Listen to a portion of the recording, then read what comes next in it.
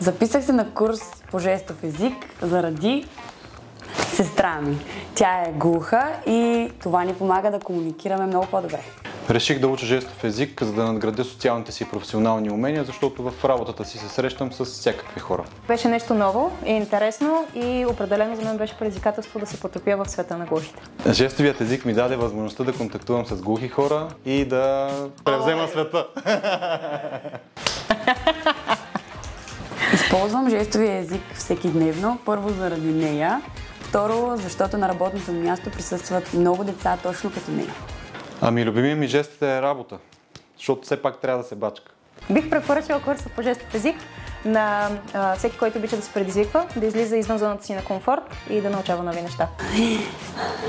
Обичам те! В ежедневието си забавлявам моята дъщеря с приказки на жестов език. Нашият любим жест е любов.